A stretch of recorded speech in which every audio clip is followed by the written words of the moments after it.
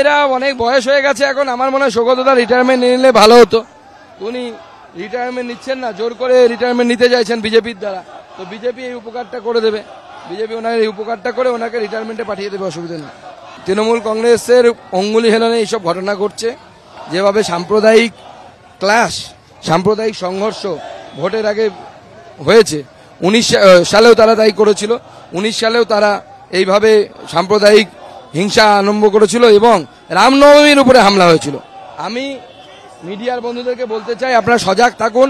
তৃণমূল মুসলিম vote ব্যাংককে শক্ত করার জন্য, যেহেতু মুসলিমরাও এখন তৃণমূলকে বিশ্বাস করছে না, ভোট দেবে না, ভোট দিতে চাইছে না, সেহেতু তারা চাইছে যে এই ধরনের উত্তেজনা পরিবেশ তৈরি করে মুসলিম ভোট ব্যাংককে কনসলিডেট করার জন্য।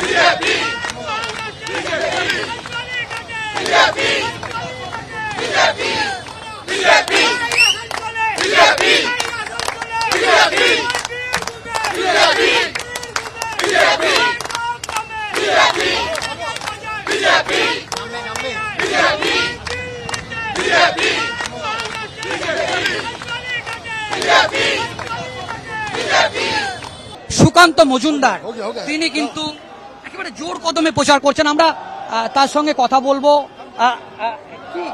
কেমন তিনি সাড়া পাচ্ছেন। এবং আমরা জানি যে বালুরঘাটে তিনি বিজেপি প্রার্থী এবং বালুরঘাটে তিনি প্রচার করছিলেন, কিন্তু বালুরঘাটের প্রচারের মাঝেই তাকে আমরা দমদমে দেখতে পাচ্ছি এবং দমদমে তিনি কিন্তু জোর কদমে তিনি প্রচার করছেন। সুকান্তদার সঙ্গে কথা বলবো। দাদা, বালুরঘাটে একেবারে নন স্টপ প্রচারে আমরা আপনাকে দেখেছি এবং সকাল থেকে রাত্রির পর্যন্ত আপনি প্রচার করেছেন বালুরঘাটে। এবং এই বালুরঘাটের আমি আগে প্রথম একটু বালুরঘাটের অবস্থাটা জানতে চাইবো। এবং আপনি যেদিনকে নমিনেশন দিয়েছেন একেবারে রেকর্ড সংখ্যক ভিড় আমরা সেই নমিনেশনে দেখেছি।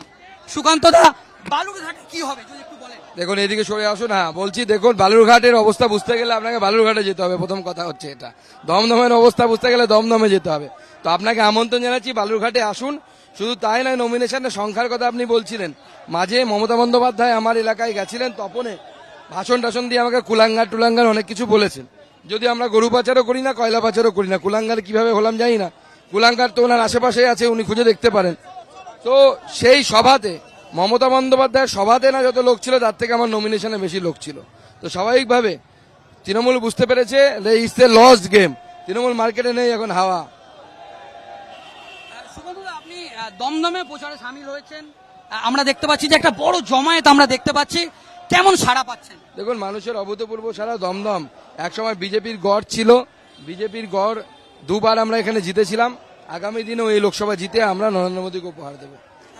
সুকান্তদা, আমরা সৌগত রায় এখানকার তৃণমূল কংগ্রেসের প্রার্থী এবং এখানে এরকম একটা অভিযোগ ওঠে যে তাকে পাওয়া যায় না এবং সংসদেও তাকে এই দমদমের জন্য কিছুক্ষণ আগে শিলবদ্ধ দত্ত অভিযোগ করেছে তিনি দমদমের মানুষের জন্য সংসদে একটা শব্দ উচ্চারণ করেন। না, এরা অনেক বয়স হয়ে গেছে এখন। আমার মনে হয় সৌগতদা রিটায়ারমেন্ট নিয়ে নিলে ভালো হতো। উনি রিটায়ারমেন্ট নিচ্ছেন না, জোর করে রিটায়ারমেন্ট নিতে চাইছেন বিজেপির দ্বারা। তো বিজেপি এই উপকারটা করে দেবে, বিজেপি ওনাকে এই উপকারটা করে ওনাকে রিটায়ারমেন্টে পাঠিয়ে দেবে, অসুবিধা নেই। ডায়মন্ড হারবারে আজ একটা ঘটনা আমরা দেখলাম এবং সেই ঘটনা নিয়ে কিন্তু একেবারে রাজ্য রাজনীতি উত্তাল হচ্ছে এবং তৃণমূল কংগ্রেস এবং বিজেপির তরফ দু তরফে সেই ঘটনাটা নিয়ে কি বলবেন? দেখুন, তৃণমূল কংগ্রেসের অঙ্গুলি হেলনে এইসব ঘটনা ঘটছে। যেভাবে সাম্প্রদায়িক ক্লাশ, সাম্প্রদায়িক সংঘর্ষ ভোটের আগে হয়েছে, 19 সালেও তারা তাই করেছিল। 19 সালেও তারা এইভাবে সাম্প্রদায়িক হিংসা আরম্ভ করেছিল এবং রামনবমীর উপরে হামলা হয়েছিল। আমি মিডিয়ার বন্ধুদেরকে বলতে চাই, আপনারা সজাগ থাকুন। তৃণমূল মুসলিম ভোট ব্যাংককে শক্ত করার জন্য, যেহেতু মুসলিমরাও এখন তৃণমূলকে বিশ্বাস করছে না, ভোট দেবে না, ভোট দিতে চাইছে না, সেহেতু তারা চাইছে যে এই ধরনের উত্তেজনা পরিবেশ তৈরি করে মুসলিম ভোট ব্যাংককে কনসলিডেট করার জন্য। এবং রামনবমীতে তৃণমূলের প্ল্যানে কিছু হতে পারে, আপনারাও নজর রাখুন, আমরাও নজর রাখছি। এবং আমি হিন্দু মুসলিম উভয় সম্প্রদায়কে আবেদন জানাচ্ছি, তৃণমূলের ফাঁদে পা দেবেন না।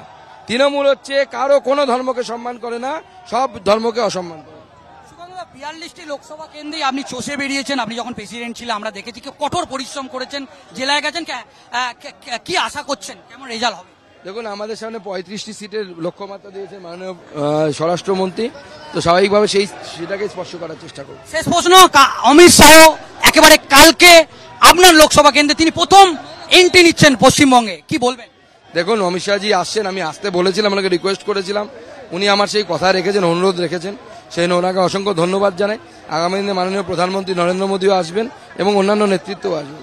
একেবারে এই অমিত শাহের কাছে তিনি আবেদন করেছিলেন এবং সেই আবেদনে তিনি সাড়া দিয়েছেন এবং সেই আবেদনে তিনি সাড়া দিয়ে তিনি আসবেন এবং একটা বড় প্রচার তিনি করবেন এবং সেটা তিনি স্পষ্ট করলেন। এবং আমি একটু ভিড়ের ছবিটা এই মুহূর্তে দেখাতে বলবো, যে এই মুহূর্তে একটু ভিড়ের ছবিটা দেখা বলবো। আজ তাক বাংলার সঙ্গে বেশ একান্ত সাক্ষাৎকার দিলেন বিজেপির রাজ্য সভাপতি সুকান্ত মজুমদার।